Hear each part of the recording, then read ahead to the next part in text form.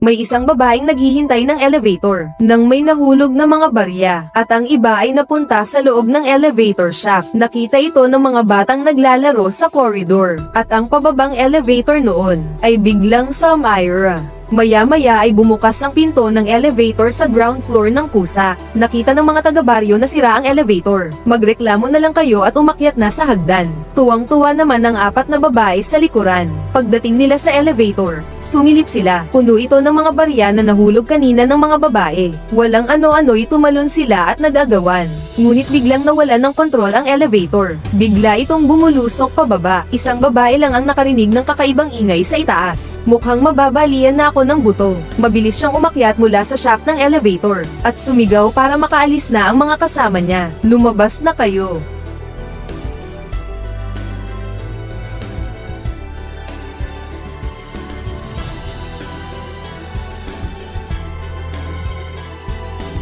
Nakatakas nga ang babae sa kamatayan, pero hindi siya pinatahimik ng mga multo sa ilalim ng elevator. Ang 3 kasama niyang namatay ay sabay-sabay na umahan para makipaglaro sa kanya sa kanilang unang anibersaryo ng kamatayan. Nabigla na lang ang dalaga at namatay sa kinatatayuan. Paalala, batay umano sa totoong pangyayari sa Indonesia ang pelikulang ito. Mas mabuting huwag panoorin ng mag-isa. Isang umaga, may report na natanggap ang mga pulis. May nakita raw sa lumang bahay malapit sa sementeryo. Mga dosenang bangkay na mabaho. Nakaluhod silang lahat. Nakaharap sa pader, sumasamba sa babaeng nasa larawan. Parang may isinagawang ritual na masasama rito. Ang mas nakakagulat, batay sa mga yapak sa damuhan. Ang mga bangkay na ito ay nagbukas ng kanilang mga libingan sa gabi at umakyat sa lumang bahay. Pero dahil may mahalagang international conference ang gobyerno bukas, iniutos nilang panatilihing lihim ito sa publiko. Pero inakala ng direktor na masyadong delikado ang bagay na ito. Kaya naman kinausap niya ang kaibigan niyang mamamahayag para kumuha muna ng litrato sa pinangyarihan at mag-iimbestiga na lamang siya pagkatapos ng mahalagang pangyayari sa bansa. Ngunit lumipas ang 30 taon. Nakalimutan na ito ng mga tao. Hindi lang iyon. Sa dating sementeryong pinagmumultuhan, may isang gusaling apartment na itinayo roon. Lumipat ang pamilya ni Nini doon kamakailan. Simula ng araw na lumipat sila, ang ama ay nagsimulang kumilos ng kakaiba. Lagi siyang may dalang isang itim na malita. Pag-uwi niya, agad niya itong nilolock sa aparador, at mahigpit niyang pinagbabawalan ang mga anak na huwag itong buksan. At habang tumatagal ang panahon, parang damadami na rin ang mga kakaibang pangyayari sa paligid. Una na ang basurahan nilang ginagamit araw-araw.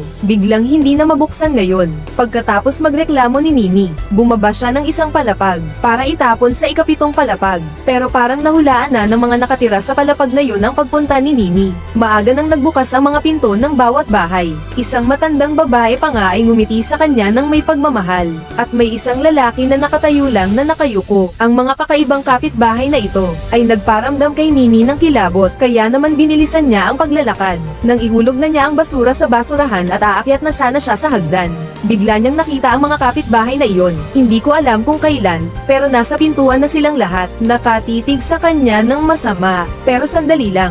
Isa-isa silang bumalik sa kanilang mga kwarto na parang walang nangyari.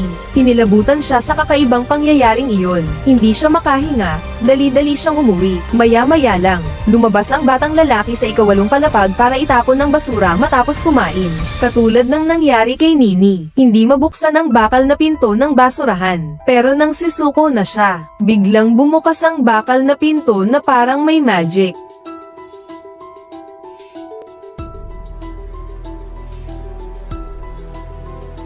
Hindi pinansin ni Kuyang bata. Binuksan niya ang pinto at itinapon ang basura. Pero walang narinig na tunog na pagbagsak. Sinilip niya ang ulo niya sa loob. Nakatambak ang basura sa gitna. Kumuha si Kuyang ng patpat sa gilid. Tinulak niya pababa ang basura. Kahit anong lakas ng pagtulak niya, hindi pa rin gumagalaw ang mga basura.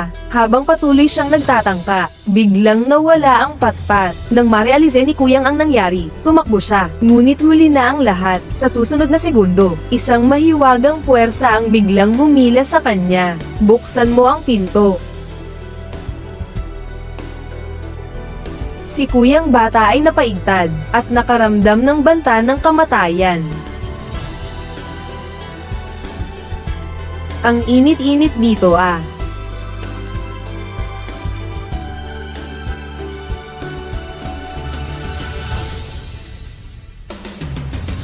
Buksan mo ang pinto, bata. Nang inag sa takot si kuyang bata kaya hindi na lumingon pa. Sinikap kong makarating sa bahay ng mabilis. Pagdating ko, agad kong tinakpan ang larawan ng aking ama. Doon lang tuluyang nawala ang nakakatakot na tunog. Naging maayos naman ang gabing iyon. Pero lalong dumami ang mga nakakakita ng multo sa gusali. Kinaumagahan, naghihintay ang mga kapitbahay sa elevator, gaya ng dati, para pumasok sa trabaho. Pero may isang babaeng may hawak na pataka. Nang hindi sinasadyang may nahulog na mga barya na nagkalat sa sahig. At pagkatapos ay nangyari ang nasa simula, 3 batang babae na abala sa pagpulot ng pera. At ang mga taong nakulong sa elevator ay namatay agad. Akala lang ng mga residente na isang trahedya lang ito dahil sa aksidente sa elevator. Dahil sa malakas na ulan sa labas ngayon, hindi makapasok ang kabaong. Isang gabi lang ang pahintulot na paglalagay ng mga bangkay sa kani-kanilang tahanan. Hintayin na lang natin na tumigil ang ulan bukas para sa paglilibing. Magdamag ang pag-iyak sa gusali dahil halos sa bawat palapag ay may namatay. At marami rin ang nakaramdam ng takot. Marami ang natakot at tumakas papunta sa syudad. Iilan na lang ang natira, ang mga matapang at walang takot. At kabilang naroon ang pamilya ni Nini. Matagal na nilang nasanay.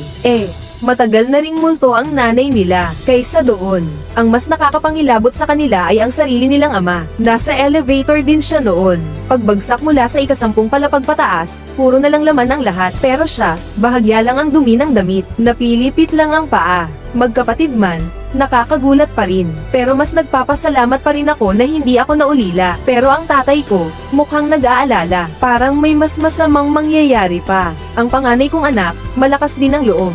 May gana pa siyang manligaw ng babae. Pagkatapos niyang ayusin ang radyo ng crush niya, ibinalik niya ito. Habang si Tali ay nag-iisa sa bahay at nakikinig ng musika, bigla na lang lumitaw ang sarili kong boses sa radyo. Hello, ako si Tali. Kanino po ang dedication ninyo? Para po sa nanay ko.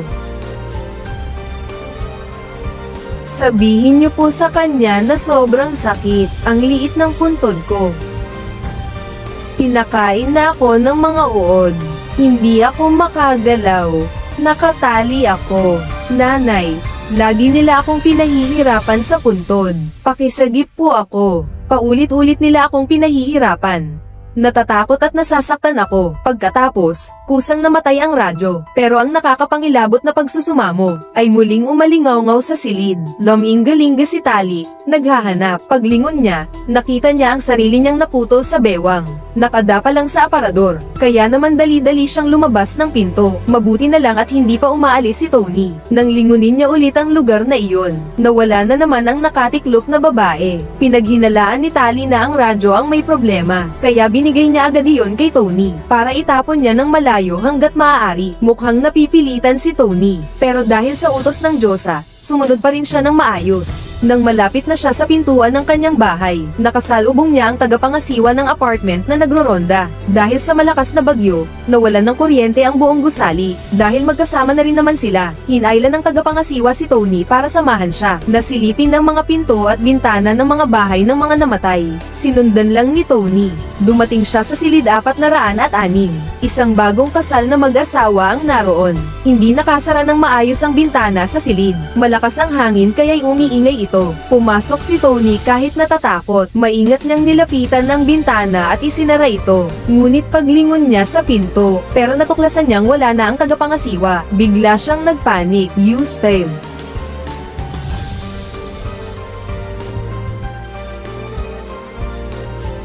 Ano iyon? Ayaw nang makasama ni Tony ang bangkay kahit isang segundo pa. Mabilis siyang tumakas mula sa lugar na iyon. Pero pagkatapos sumama sa tagapangasiwa papuntang 316, hindi niya inaasahan na mas nakakatakot pala ang silid na iyon. Namatay ang isang buntis na 8 buwan na ang tiyan. Isang aksidente ang sabay na kumitil sa buhay nila. Nakita niyang maayos naman ang mga pinto at bintana ng bahay. Inilak ng tagapangasiwa ang pinto at nagpatuloy sa susunod na bahay. Pero hindi pa siya nakakalayo ay huminto siya. Sabi niya, umatake na naman ang matagal na niyang sakit sa likod, para mapabilis ang pag-uwi niya at makapagpahinga. Ang tagapangasiwa pa mismo ang nagmungkahi na magkahiwalay silang kumilos. Hindi makapaniwala si Tony sa narinig niya. Ganoon ba talaga ang sasabihin ng isang tao? Ay mamasahe kita. Samahan na natin ulit ang inspection. Kailangan ko pang puntahan ang mga batang biktima sa baba. Puntahan mo na lang ang mag-asawang matanda sa ika-13 palapag. Unit 1303. Magaling talaga akong magmasahe. Parang bingi naman ang tagapangasiwa. Kumuha siya ng flashlight at posporo at pinapili si Tony. Pero wala siyang pakialam doon ngayon. Ang gusto lang niya ay umuwi. Natatakot ka na ba? Walang dapat katakutin maliban sa Diyos. Ang dali lang sabihin niya ng matandang yun. Pinagsisihan ni Tony ang pagpayag niya. Ngayon, kailangan ko nang maglakas loob na mag-isa nang pumunta sa ika-13 palapag. Pero ang hindi ko inaasahan, si Tony ay hindi flashlight ang pinili, kundi posporo. Mukhang nataranta na yata ang utak. Gamit ang kaunting liwanag na iyon, nakita niya ang silid na may bilang 1303. Binuksan niya pa lang ang pinto, namatay din ang apoy. Kumuha siya ulit ng isa at sinindihan. Nakita niya ang bangkay ng isang matandang mag-asawa na nakahiga sa sahig. Hindi rin nakasara ng maayos ang bintana sa gilid. Unti-unting inilapit ni Tony ang posporo. Ngunit biglang humihip ang malamig na hangin. Biglang nagdilim ang loob ng bahay. Halos umabot sa 280 ang tibok ng puso niya sa takot. Nagmamadali siyang nagsikhapan ng isa. Pero bigla na lang namatay uli ang posporo. Nang subukan niyang sindihan ulit, bigla na lang lumingon ang mag-asawang matanda. Nakatitig sila sa kanya ng mariin. Ang tanga-tanggang si Tony ay walang kamalay-malay sa nangyayari sa likuran niya. Pagkasara ng bintana ay agad na siyang aalis. Nang makarating siya sa pintuan, ay natuklasan niyang tumutulo pala ang bubong. At ang tubig ay tumulo ng diretso sa mukha ng biktima. Dahil gusto niyang matapos ang kanyang ginagawa, nais niyang ilipat ang bangkay. Ngunit sa sumunod na segundo, biglang sumulpot ang mag-asawa at halos magkadikit na ang mga mukha nila kay Tony. Kaya naman, takot na takot siyang tumakbo palabas. Kasabay noon, may kakaibang nangyari na naman sa bahay ni Goddess Tali. Habang sinisindihan niya ang kandila para maghapunan, biglang kumidlat ng malakas sa labas. Pagkatapos noon, parang may naramdaman siyang ibang tao sa loob ng bahay. Hinilabutan si Tali at biglang lumingon sa likuran. Ngunit wala namang tao sa kusina. Buti na lang at nagkamali lang siya ng akala. At nakasalubong niya ang gwardiya na nagroronda sa palapag na iyon. Ginulat si Tali. Tapos ayaw na ayaw umalis, gusto pang yayain ng administrador na pumasok. Nakita ng administrador ang pag-aalala sa mukha ni Tali. Tinatanong siya ng administrador kung may kinatatakutan ba siya. Sabi ni Tali, pakiramdam niya may multo sa bahay nila. Pinayuhan siya ng administrador na manalangin ng taimtim sa Diyos. Protektahan daw siya ng Diyos kapag ginawa niya iyon. Pero ang sabi-sabi, mas madaling masalubong ang mga multo kapag nagdarasal. Dahil mali ang intensyon ng panalangin nila. Ang dapat ay ang Diyos ang kanilang katakutin, hindi ang mga aswang. Wala nang ibang paraan si Tali, kailangan niyang maniwala sa mga kasinungalingan nito. Pagkaalis ng tagapangasiwa, naghanda si Tali na maghugas ng mukha at manalangin. Ngunit pagpikit pa lang niya ng mga mata, nagbago na ang itsura ng silid. Ang sala ay naging isang libingan. Mabilis na binuhusan ni Tali ng tubig ang mukha niya. Pagkatapos ay bumalik na sa normal ang lahat. Sinuot ni Tali ang kanyang damit pang dasal. Lumuhad siya at nagsimulang magdasal. Umaasa siyang mailigtas siya ng Diyos. Ngunit pagkatapos ng mahabang panalangin, napagtanto ni Tali na walang nangyari. Sisimulan na sana niyang habarin ang damit pang dasal niya. Nang biglang mapuno ng mga tao ang walang laman na silid. Nasindak siya at sumigaw ng malakas. Tumakbo siya palabas at nabangga si Tony. Samantala, ang pangalawang anak nilang si Kulot ay abala rin. Nasa bahay siya ng matalik niyang kaibigang si Vina, tumutulong sa paghahanda ng burol. Biglang nawalan ng kuryente ang silid kaya wala silang makita. Narinig lang nila ang boses ng isang babae sa dilim. Magpatira pa kayo sa Diyos na paparating na. Nanay, ano po ang sinasabi ninyo? Galing po iyon sa pinto. Isang matapang na kaibigan ang tumakbo sa pinto para tignan. Ngunit wala namang tao sa koridor. Nanlaki ang mga mata ng dalawa pang kaibigan nang marinig nila iyon. Hindi pa napagtatanto ng mga bata ang kabigatan ng sitwasyon. Masyado silang mausisa at gusto nilang hanapin ang pinagmulan ng tunog. Naiwan si Vina na nag-aalaga sa kanyang ina. Mayroong bangulong ng pangalan niya sa labas ng pinto. Sumilip si Vina para tignan. May nakita siyang mga anino sa dulo ng pasilyo. Akala niya sina Kulot at ang mga kasamahan nito. Kumuha si Vina ng lampara. Gusto niyang makalapit para makita ng malinaw. Ngunit isang nakakatakot na pangyayari ang naganap.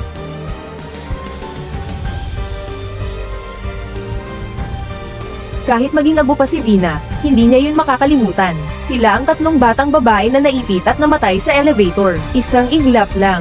Biglang nawala na naman ang tatlong bata. Natigilan si Vina sa takot. Biglang may bumato ng bato sa kanyang paanan. Ito ang larong paborito nilang tatlo noong nabubuhay pa sila. Mabilis siyang tumingala.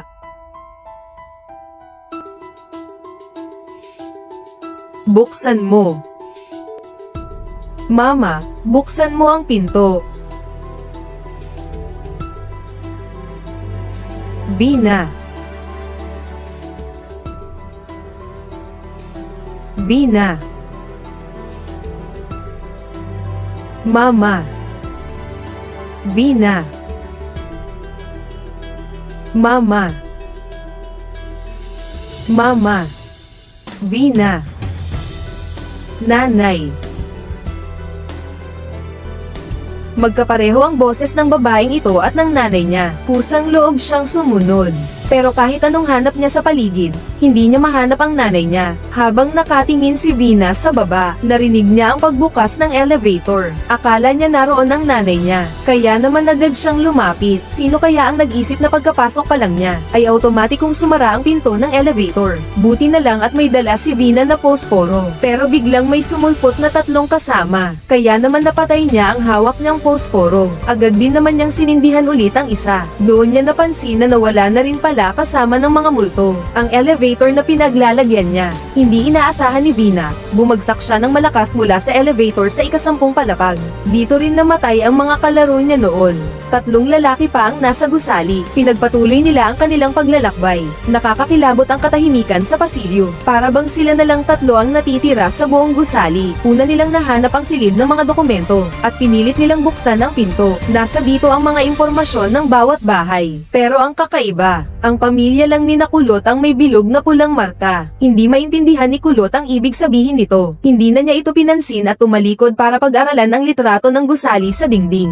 Bigla na lang may isang kaibigan na nakapansin ng problema. 14 na palapag lang naman ang apartment na ito, pero 15 palapag ang nabilang niya. Marahil may nakatagong silid sa ika-14 na palapag, na mayroong mga sikretong hindi dapat malaman. Nang mga sandaling iyon, may nakakatakot na natuklasan ang isa pa nilang kasama. Ang kanilang gusali ay hindi lang nakatayo sa ibabaw ng isang sementeryo, kundi pati ang mga lapida sa katabing sementeryo ay nakaharap sa kanilang apartment building. Ang nakakagulat ay, ang 4 na larawan sa dingding ay pawang kuha noong ika-17 ng Abril. At saka eksaktong 30 taon ang pagitan ng bawat litrato. Ika-16 ngayon.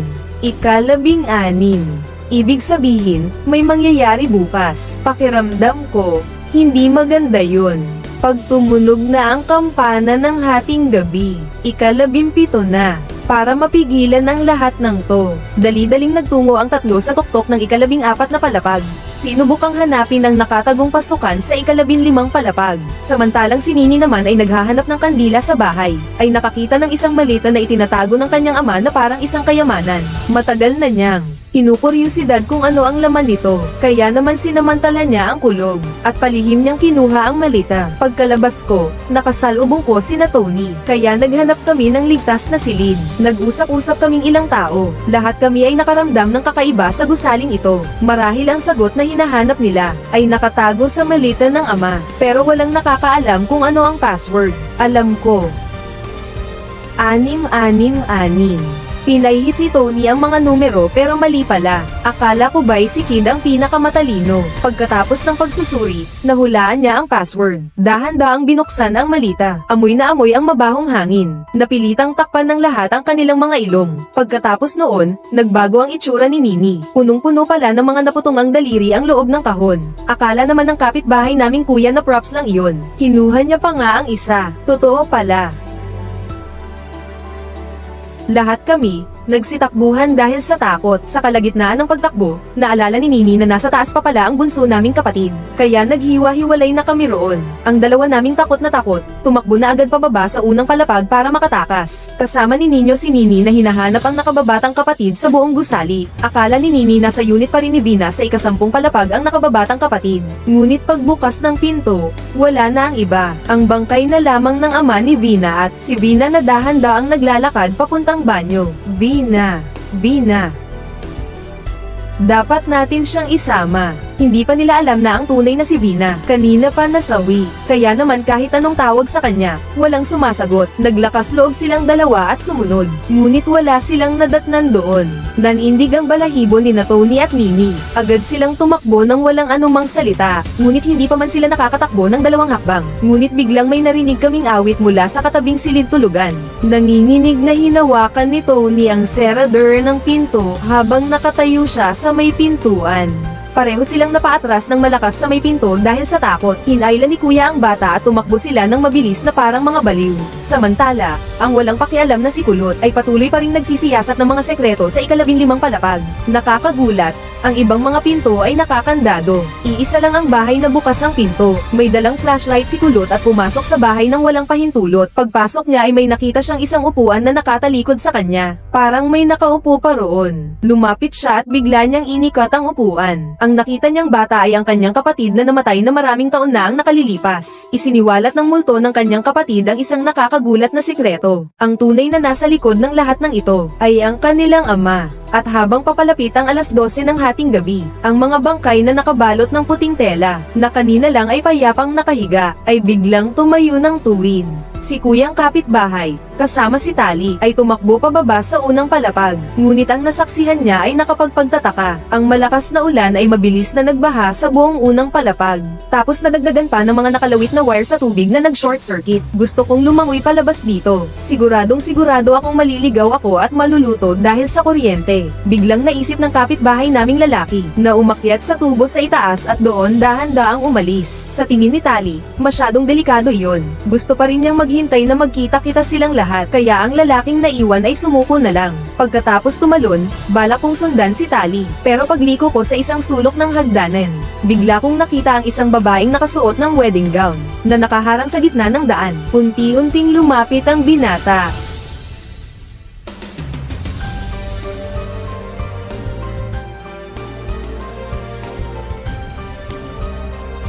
Akala niya'y inosente lang. Isang kalokohan lang ang ginagawa ng isang taong walang magawa, kaya inis na kinuha niya ang wedding gown sa sahig.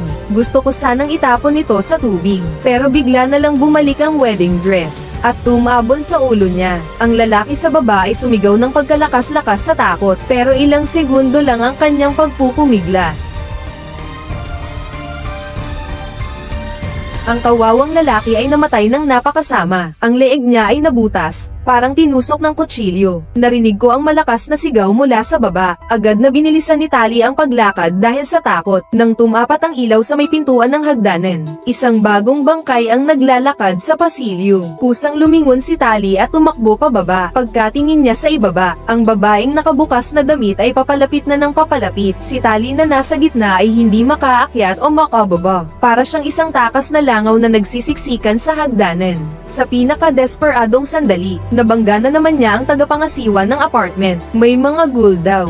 Walang ganoon. Pinapakalma pa rin siya ng mahinahong tagapangasiwa. May Diyos na nag-aalaga sa kanila kung may mangyayaring masama. Ayaw na siyang makinig ni Tali sa mga sinasabi nito. Sabi niya, pumunta na lang daw ito sa may hagdanan para tingnan. Mukhang sanay na ang administrador sa ganitong mga sitwasyon. Walang takot na lumapit ito. Nang matagal na itong walang kibo, sumilip si Tali sa may pintuan ng hagdan. Nakita niyang umikot ang ulo ng administrador ng 180 degrees. Sa huli, siya rin pala ang nagpahamak sa sarili niya. Natatakot na si Tali at hindi alam kung saan magtatago. May nakita siyang bukas na basurahan.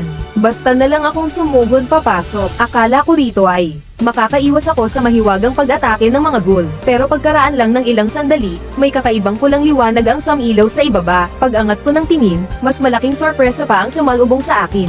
Isang bungo ng patay ang nakanganga na may malaking bibig na puno ng dugo. Dahil sa takot, nanghina si Tali at bumagsak, at sa huli, isang napakahirap na pagbagsak ang kanyang ginawa. Buhay na pinaghihiwa-hiwalay ang katawan. Sa kabilang banda, nang makita ni Nini ang mga kapatid niya, nagsimulang tumakbo ng mabilis. Bigla na lang sumulpot ang ama nila. Sinabi ng ama ang mga masasamang ginawa niya, para lang maprotektahan ang kaligtasan ng magkakapatid. Hindi ko dapat ipinagpalit ang iyong ina at iyon. Sino iyon?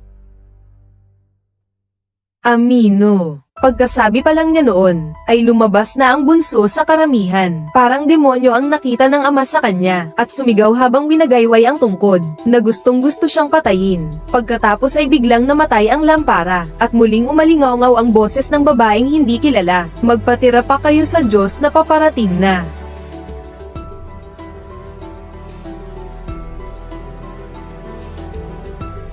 Nagkikipagsapalaran ng ilaw sa buong gusali. Sunod-sunod na nagsilabasan ang mga anino at bangkay. Parang nagkasundo silang magkaroon ng isang malaking handaan sa sementeryo ngayong gabi. Nagkagulo na ang lahat. Si Nini ay patuloy na tumatakbo. Hindi niya inaasahan na may susugod sa kanya mula sa dilim at hahampasin siya ng pamalo. Maya-maya pa ay nawalan na siya ng malay. Nagising siya sa isang malaki at walang laman na silid. Sa pagkislap-kislap ng ilaw, nakita niya ang kanyang bunsong kapatid na nagutos. At sabay-sabay na pinaghiwa-hiwa ng mga multo ang kanyang ama.